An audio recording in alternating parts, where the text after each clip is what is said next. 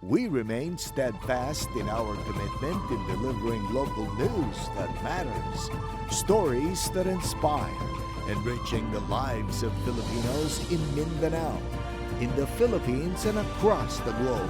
This is your GMA Regional TV, kapuso ng bawat Pilipino.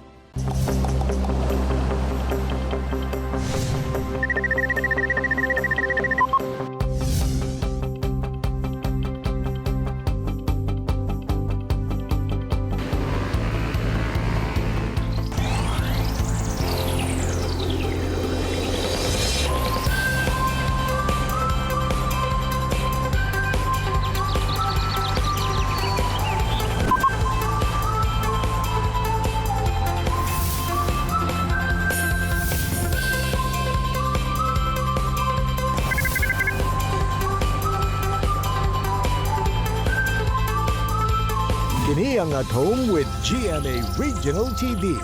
Happy Thursday morning mga kapuso all over Mindanao. Labi na sa itong mga kapuso sa Lebak ug Tacorong City sa Sultan Kudarat Province.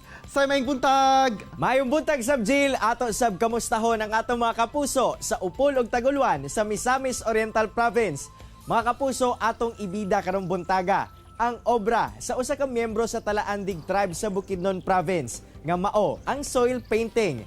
Kauban si Salima Waway Agraan. Samtang say ang mga butanga ginapanglabay na sa uban, gidiskartihan sa grupo sa kababayinan dinhi sa Davao City aron mapagkakitaan. Kung unsang ilang mga produkto, kana atong sayron kauban si Salambay Daud Anta. Og makauban at si Resi sa Bestok, si The Clash Season 3 Official Clasher, Renz Robosa. Pero una ka na mga kapuso, nasayod ba mo kung asa nga lugar sa Mindanao ang gitawag nga the Island Born of Fire? Kini ang isla sa Camiguin sa Northern Mindanao. Nabuo ang isla sa pagbuto sa bulkan kaniadto. Ang moong isla adunay 7 ka bulkan nga mao ang Mount Hibok-Hibok nga gikonsiderang aktibo, Mount Mambahaw, Mount Ginsiliban, Mount Timpoong, Mount Vulcan, Mount Uhay ug Mount Tres Marias. Gawas ni ana, usa kini sa mga ginadayo gayod sa mga turista tungod sa daghang maanindot nga natural landscape, labi na ang kadagatan.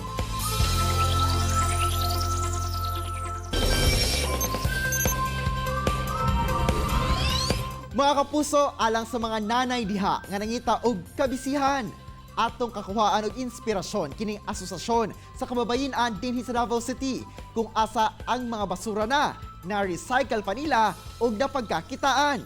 Atong makauban karon mga kapuso ang miyembro sa Pahubay Wallet Association nga si Salambay Daud Anta. Ma'am Ambay, may buntag og dayon sa At Home with GMA Regional TV. Kamusta ma'am? Mayong buntag, Sir Archil. Assalamualaikum sa tanang kapuso Mindanao.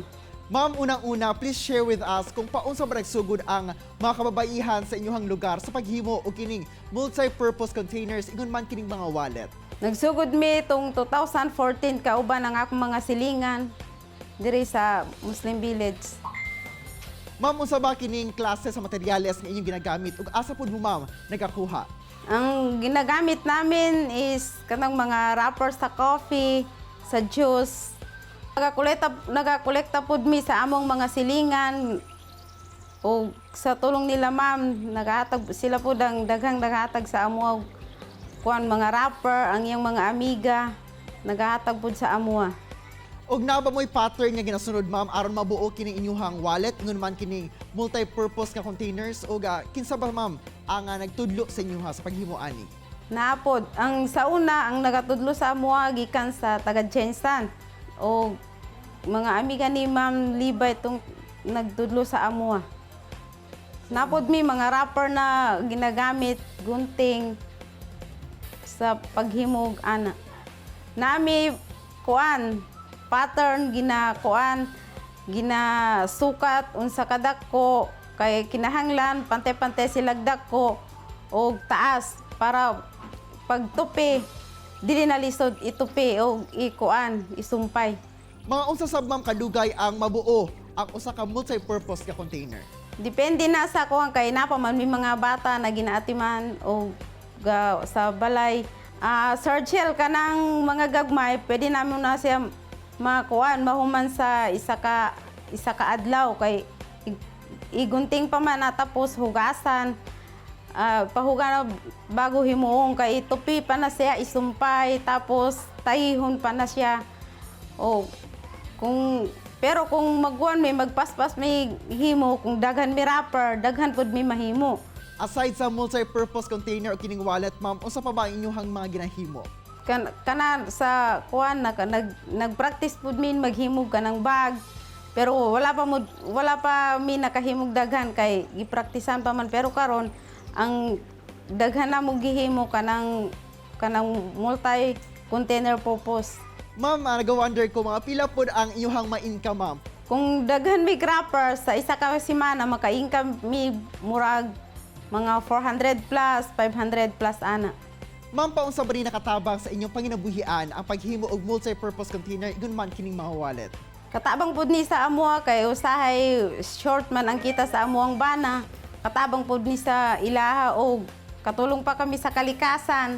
Ang basura, imbis na basura, ginatigom namo at ginahimog kanang wallet, kanang multi-purpose container, gibaligyan namo nagakwarta pa mi. Imbis na basura. Og ma'am, unsa imong mensahe sa uban pod nga mga nanay aron sila pod dunay kabisihan at the same time maka-income pod sila? Sa mga mananaw karon, mag-practice pud mo maghimog parehas ani kay aron makakwarta mo bisag ginagmay ra. Kay sa amuha dako pud ang naitulong ni sa amuha. Lalo na karon sa pandemic kay daghan pud mi nakuan na ito natabang sa among bana. Kung short man ang ilahang kita napod mi bisag ginagmay nakita na may tabang sa ilaha. Daghan kayong salamat no Ambay for sharing your stories at mga kapusong Mindanawan nga pwede sab kaayong himuon nila labi na sa mga nanay o mami who's watching us right now. Og amping pirmi, ma'am. Daghang salamat po Sir Argel sa time na imong gihatag sa amuha. Chillax mga kapuso, mubalik pa ang At Home with GMA Regional TV.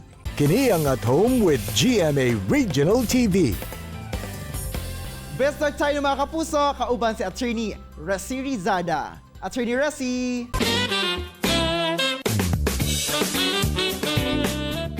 Daghang salamat, Argel! Maayong butag mga kapusog, welcome to Bisto, kadubuntaga atong makauban ang pangbatong papa ng Pangasinan from The Clash Season 3. Walay lain pa, kundi si kapusong Renz Roboza. Maayong buntag, Renz, and welcome sa At Home with GMA Regional TV. Kumusta ka? Ngayong buntag po. Thank you for having me. Okay naman po ako. Maraming salamat po. How was your experience with The Clash? Yung experience ko po talagang very memorable,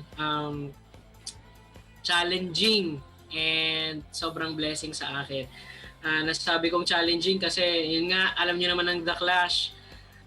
Intense, ang daming twists and turns, hindi na namin malaman kung ano yung gagawin namin minsan. Nakaka-pressure din, nakakapagod, pero sobrang enjoy nung natapos yung season namin talagang at napasama pa ako sa finale, sa top 5. Talagang sobrang naging proud ako sa sarili ko kasi biruin mo, nalampasan ko yung from round 1 hanggang nakailang rounds ata kami bago mag-finale. So, sobrang blessed talaga. Sobrang enjoy siya. And sobrang laking opportunity po siya para sa akin. Ayan, napagtagumpayan mo talaga, Renz, and congratulations because of that. But in The Clash, tinawag kang pambatong papa ng Pangasinan. Tell us about your life there in Pangasinan. Ayun, kaya siguro ako tinawag na pambatong papa kasi nga, meron na akong dalawang anak na talagang sila yung nagiging inspirasyon ko and pambatong papa kasi yun nga, ilang beses na rin akong nakasali sa mga national competitions. So, laging ako yung pambato ng Pangasinan. So kaya yun po siguro. And then yun, yung buhay ko po dito sa Pangasinan talagang mahilig po talaga akong kumanta ever since nag-start ako. Almost 20 years na po akong kumakanta na nasa events na nasa entertainment dito. Kumakanta ako kung saan pwede. Ini-invite ako sa mga iba't ibang okasyon para kumanta, kumukontest, ayun. And I'd like to ask din, Renz, dun sa dalawa mong anak, no, like, kung nakikita nila yung daddy nila on TV, nakwento na ba sa'yo ano yung naging reaction nila? Grabe, natutuwa ako kasi yun, lalo yung panganay ko, yun, sobrang talagang pinapalakpakan niya ako pag pinapanood niya ako sa TV. Sabi niya, Daddy, Daddy, ganyan siya. So, kumbaga, priceless po nun para sa akin kasi nararamdaman ko kahit na sa murang edad niya, proud na proud siya sa tatay niya, na napapasaya ko siya, na ayun, sana, hindi ko ma-imagine din na paglaki niya, siya naman yung panonoorin kong kumakanta sa TV. Ayan, sobrang talagang happy po. And speaking of Pangasinan pala, Renz, no, I'm sure a lot of people would really want to travel dyan sa lugar ninyo. Ano ba yung favorite na place mo in Pangasinan? Nako, ang dami. Marami po kayong pwedeng pasyalan dito sa province namin. Isa na dyan ang 100 Islands sa Alaminos. At marami pa pong iba. So, pag pupunta po kayo dito, talagang mag-i-enjoy po kayo. At masasarap din po yung mga pagkain dito. Eto, moving forward, ano naman ang plans mo, Renz? What do you wish to accomplish after joining this singing competition? Marami pa po akong gustong i-achieve sa music industry. I want to produce sana makapag-produce din ako ng aking sariling single. Kasi nagsusulat din po ako. Gusto ko po pong marami pa akong gustong makatrabaho, lalo na po yung mga respetadong music icons, especially dito sa GMA. Ipupush ko na yung sarili ko na pagbutihan pa para marami pa akong mapagtagumpayan dito po sa pinasok po. And you will achieve that, Renz. Kayang-kaya mo yan. But bago ka namin, syempre, pakawalan dito sa At Home with GMA Regional TV, hihirit mo na kami ng favorite song mo this 2021. Don't stop believing. Hold on to the feeling. Street lights, people. Don't stop. Ayun, don't stop believing sa lahat ng mga nangangarap. Gustong to pa rin yung pangarap nila, wag tayong susuko. Laban lang po tayo. Ayun. Thank you very much, Renz. And of course, please invite lahat ng ating mga kapuso din all over Mindanao na supportahan ka, your future projects. Of course, in all of your social media accounts. And mensahe mo na rin sa lahat ng ating mga kapuso dito sa Mindanao. Ayan, sa mga kapuso po natin dyan sa Mindanao, maraming salamat sa mga sumuporta sa akin. At sana po patuloy nyo pa rin po akong suportahan. Please follow, like, and subscribe sa aking mga social media accounts sa Facebook, YouTube, Instagram, Twitter. Sana po ay suportahan nyo po ako. Maraming salamat po. Thank you very much, Renz. And we really hope to see you here also in Mindanao at marinig kang mag-perform at kumanta. Yes, sana makapunta po ako dyan at makapag-perform sa inyong lahat. Thank you po. And that was Kapusong Renz Robosa. Tutok lang mga kapuso kay mobalik pa ang At Home with GMA Regional TV. Kini ang At Home with GMA Regional TV.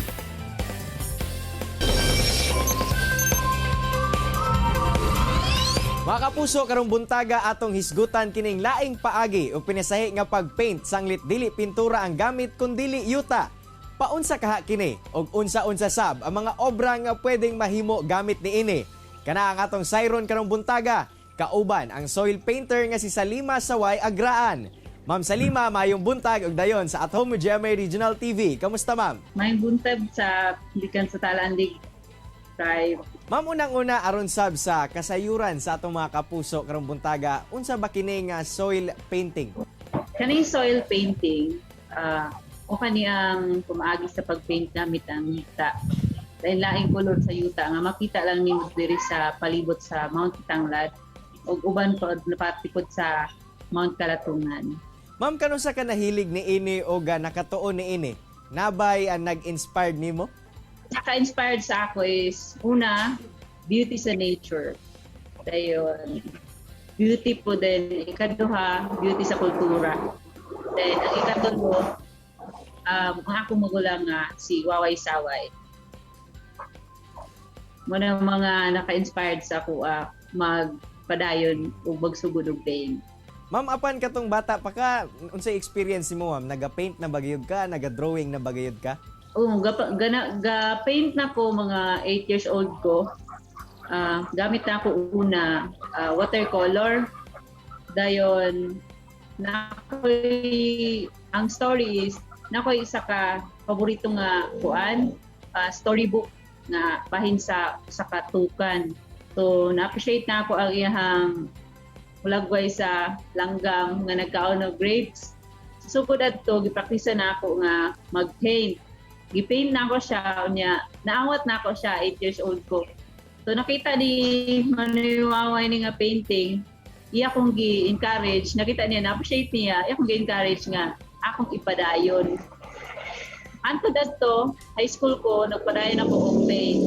Dayon, abot na ako 14, akong magulang na siya nga, unsa ka ha, maayo kong magkuan ka, itry nimo ang gamit ang yuta.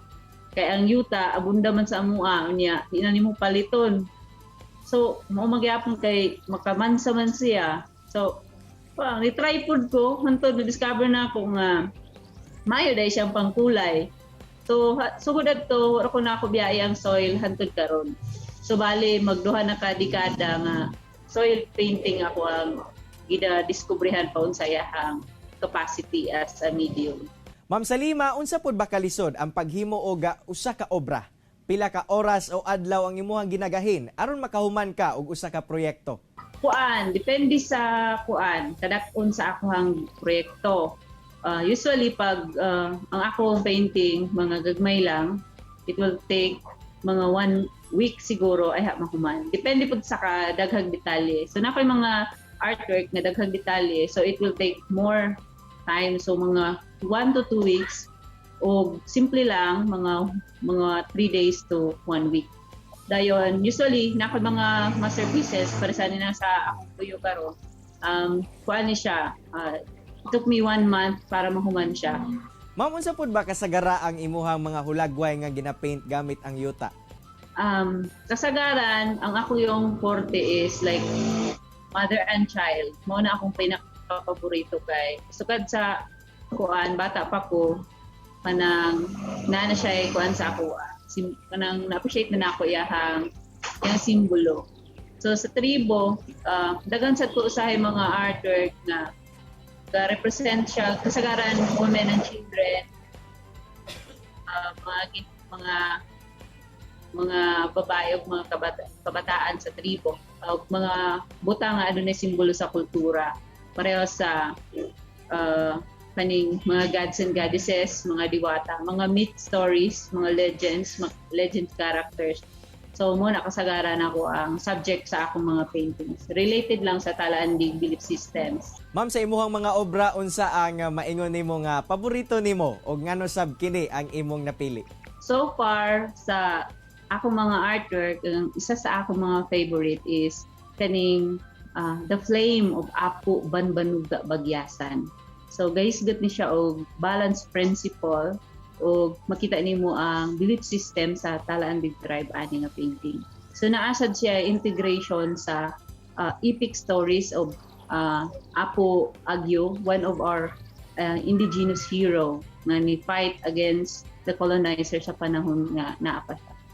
Ma'am, unsa ang nahimo nimong sekreto o pamaagi nga nahimo kang malampuson nga soil painter? Siguro dedication lang, passion po na ako siya. Tapos patience. Number 1 is patience. So kung wala kay pasensya, kaning daghang mga kaning interrupt sa imuhang proseso sa imong pagtrabaho. So kung wala kay pasensya, di mo man imong artwork. So number 1 gyud patience. Kinahanglan dedicated sa passion ninyo. Ma'am Salima, gawas kanimo aduna pud bay ubang miyembro sa tribo nga nagatuon o naga-engage into soil painting? Daghan mi nga gatuon ani. Sa among community, at least nami mga 30 visual artists. Sa soil painting, naami karon mga more than 10 miga paint. No. Sa music aspect po, daghan po mga bata. Tapos mga gagmayng bata po dayon. Ma'am, sa imuhang tanaw unsa ka importante kining visual art sa paghatod og mensahe ngadto sa komunidad sama aning soil painting? Para sa ako, dako kay ni siya dako kay siya nga gamit para aron mapatod nimo ang imong mensahe. Kay kuan man siya gawa sa organic siya nga material. Dadala siya og butang bandera sa ato ang pagka-Pilipino, pagka-indigenous diri sa Pilipinas. Lastly, ma'am, unsa imong mensahe og tambag sa mga kapuso viewers nga buot sab makatuon ni ining soil painting? Sa ang gusto makatuon sa soil painting, welcome mo sa among community sa Talandig Drive. You can contact us through Facebook, and we have also Facebook page niya. Pwede mo mag-inquire kung unsa mga proseso. Pwede sa mo bisita sa among community kay daghan man mi artist diri nga pwede mag-facilitate. Daghang salamat, Ma'am Salima, sa imong oras nga gihatag sa At Home with GMA Regional TV og amping pirmi, ma'am. Salamat. Salamat po sa inyo tanan. Sayog mga kapuso, gawas sa maka-income ang grupo ni Salambay daod anta sa pag-recycle sa mga ginapanglabay na sa uban. Makatabang sab sila sa pagpanalipod sa kinaiyahan.